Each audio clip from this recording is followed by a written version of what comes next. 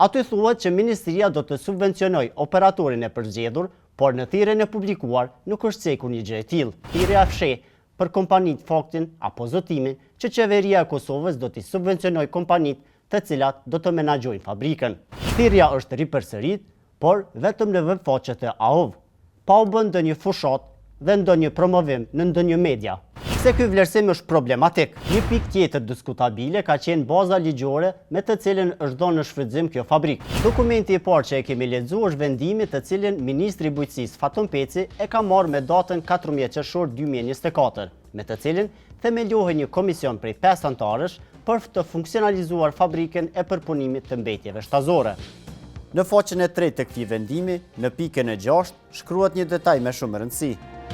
Aty thuhet që Ministria do të subvencionoj operatorin e përzgjedhur, por në thirrjen e publikuar nuk është cekur një gjë e tillë. Pse kjo është me rëndësi, shikues të nderuar?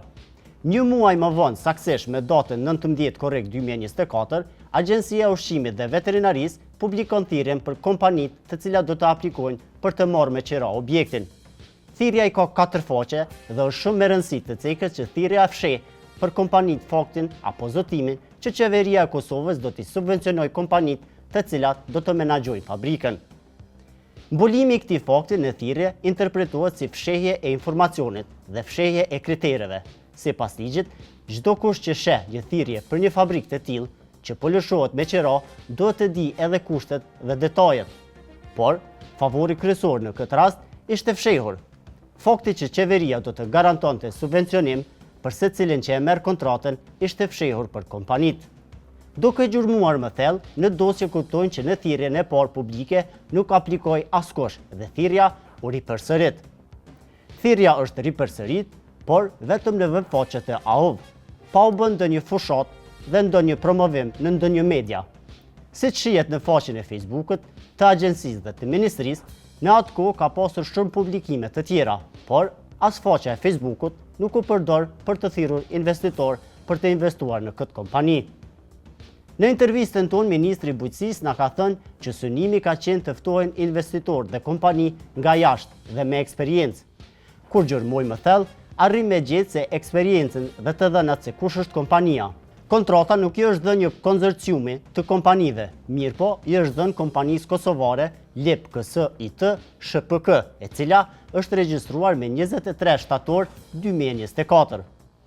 Edhe pse kompania është regjistruar në shtator të vitit 2024 dhe nuk ka bërë qarkullime financiare në të kaluarën, Komisioni i Vlerësimit thotë se kompania plotëson dy kriteret kryesore të thirrjes: qarkullimin prej 13-15 milion euro dhe përvojën 12-15 vjeçare në përpunimin e produkteve nënshtazore.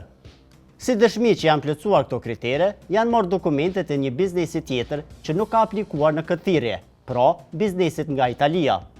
Ky biznes është aksionar i 40% të aksioneve në biznesin kosovar LEP KSIT SHPK. Pse ky vlerësim është problematik? E para, kompania që ka ofertuar në këtë thirrje është kompania regjistruar në Kosovë, LEP KSIT SHPK, me numër unik 81201218.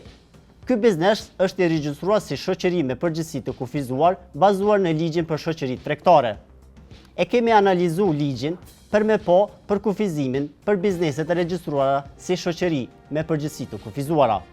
Në këtë ligj, neni 75, thuhet se shoqëria me përgjegjësi të kufizuar është person juridik, e cila është juridikisht e ndarë nga aksionarët.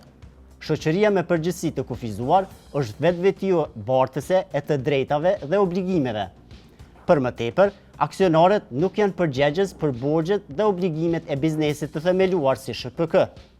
Neni 76 i këtij ligji thotë: në 1, shoqëria me përgjegjësi të kufizuar është përgjegjëse për të gjitha borxhet e saj dhe detyrimet e tjera me të gjitha asetet e saj. Në 2, një aksionar i shoqërisë me përgjegjësi të kufizuar nuk është përgjegjës për borxhet ose detyrimet e shoqërisë me përgjegjësi të kufizuar vetëm për arsye se është aksionar. Një pikë tjetër diskutabile ka qenë baza ligjore me të cilën është dhënë në shfrytëzim kjo fabrikë. Ne e kemi analizuar dosjen e dhënies së kësaj kontrate dhe në asnjë prej dokumenteve nuk është specifikuar se në cilin ligj është bazuar procedura e dhënies. Në analizën e ekspertit Fehim Alaj thuhet se tenderimi mund të kryhet përmes ligjit të prokurimit. AOV në thirrjen që e ka shpallur e ka përdorur një formular standard të Komisionit Rregullativ të Prokurimit që përdoret për hapjen e tenderëve, por në të janë bërë disa ndryshime. Në një është heq numri i prokurimit, pra thirrja e AOV nuk ka fare numër të prokurimit dhe e njëjta nuk është publikuar në webfaqen e prokurimit elektronik. Në ndë është heq pika 5.1 e njoftimit në të cilën palët udhëzohen që të ankimohen tek autoriteti kontraktues e më pas edhe në organin shqyrtues të prokurimit. Pra, në thirrjen e AOV nuk është lejuar fare ankimimi, një e drejtë bazike në secilën procedurë. Shkojmë tutje. Në opinion na është tregu që kompania që e ka marrë tenderin është me eksperiencë dhe ka një plan të qartë të biznesit. Në dosjen e AOV është edhe plani i biznesit të kompanisë me krejt të dhonat. Plani i biznesit i ka 14 faqe dhe në të përshkruhen detajet edhe të kompanive që do të marrin tenderin. Ajo që bie në sy është përvoja e biznesit që e ka fituar kontratën. Në plan të biznesit nuk përmendet fare përvoja e kompanisë e cila e ka pronar shtetasin serb. Në 6 faqet ku tregohet eksperienca e kompanisë, e cila do të jetë lidere, bie në sy një fakt shumë interesant. Kompania i ka 35 punonjës në Itali dhe ka një qarkullim prej rreth 36 milion euro në vit. Po çka kuptohet nga plani i biznesit? Kompania e cila ka aplikuar në këtë rast ka planifikuar me punu me humbje dhe në plan vërehet qartë që është planifikuar subvencionimi nga qeveria. Në planin e biznesit të dorëzuar nga kompania LIP KSIT, pretendohet se maksimumi i mbetjeve që do të trajtohet do të jetë 5.000 ton, pra 5 milion kilogram mbetje. E për t'i trajtuar këto, kompania pretendon se do të ketë shpenzime vjetore prej 1.157.000 euro.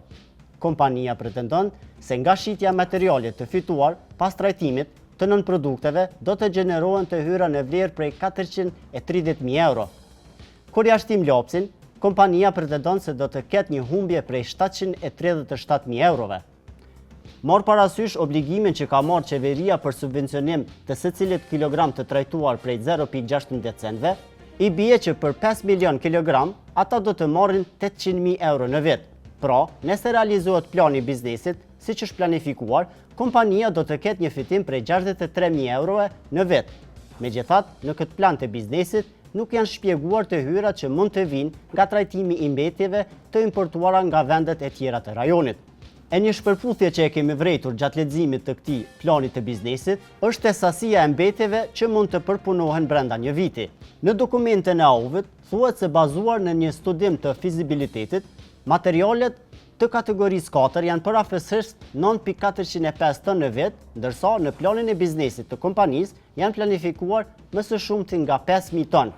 Në raportin e komisionit vlerësues, që është i përbërë nga Saranda Ahmetaj Draga, Shkelzen Morina, Nazme Maxhera, Bedrit Dobra dhe Kujtim Aliu, thuhet se me datë 10 tetor 2024 nga ora 10 jemi takuar si komision, ku kemi bërë hapjen e dosjes së operatorit ekonomik LIP KSIT SHPK dhe komisioni ka bërë evaludimin e dokumentacionit, ku ka vlerësuar që operatori ekonomik është i përshtatshëm bazuar kërkesave të termave të referencës për vazhdimin e negocimit për funksionalizimin e fabrikës për përpunimin e nënprodukteve shtazore.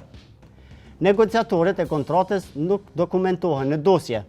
Ne kemi pyetur Ministrinë e Bujqësisë se kush ka negociuar kontratën me operatorin ekonomik. Në përgjigjet që kemi marrë nga Ministria e Bujqësisë, ata nuk tregojnë emrat e komisionit vlerësues. Mirpo, ata thonë që në draft kontrat kanë dhënë komente disa institucione. Kontrata ka qenë negociuar nga palët të interesit, ku janë dhënë komente nga gjithë akterët, përfshirë AOV, Ministrinë e Bujqësisë, Ministrinë e Drejtësisë, Kryeministria dhe materiali komplet i kësaj çështje, duke përfshirë edhe draft kontratën, është dërguar në Kryeministri, qeveri.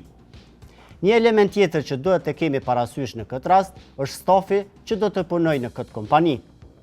Sipas deklarimeve publike, arsyeja pse është kërkuar një kompani ndërkombëtare është pretendimi që në këtë kompani do të punojë një staf profesional, të cilin kompanitë vendore nuk e kanë dhe nuk mund të angazhojnë. Në planin e biznesit të kompanisë, më pak se 5 pozita janë ekspert. Nga 30 anëtarët e stafit që janë planifikuar me punu në këtë kompani janë 8 janë shofera, 5 janë punëtor të shërbimit, 2 janë mekanik, 1 është elektricist, 1 është zyrtar financiar, 1 është administrat, 1 është arkatar, 1 është përgjes i terenit dhe 1 është pironer, shofer i makines që bardh nga ngarkesë. 4 të tjerë janë rojtar. Deri këtu kam numëru 25 të punësuar, të cilët janë punëtor që nuk kanë nevojë për ndonjë ekspertizë të veçantë. Sipas dosjes, kompania do të ketë 4 pozita më të specializuara: një veterinar, një laborant, një inxhinier të mjedisit dhe një menaxher të përgjithshëm. Është shumë e qartë shikues të nderuar që edhe një kompani vendore apo kompani të tjera konkurrente, po t'i dinin të gjitha kushtet e kontratës, do të kishin mundësi të angazhonin një staf të tillë. Për të konkluduar faktet. Faktet tregojnë se plani i biznesit nuk përmend në asnjë rast provojën e biznesmenit nga Serbia e as provojën e aksionarit tjetër të kompanisë së Naser Malokut. Pra, thënë shkurt, kompanitë që i kanë 60% të aksioneve në biznes nuk kanë shkruar asnjë rresht në planin e biznesit.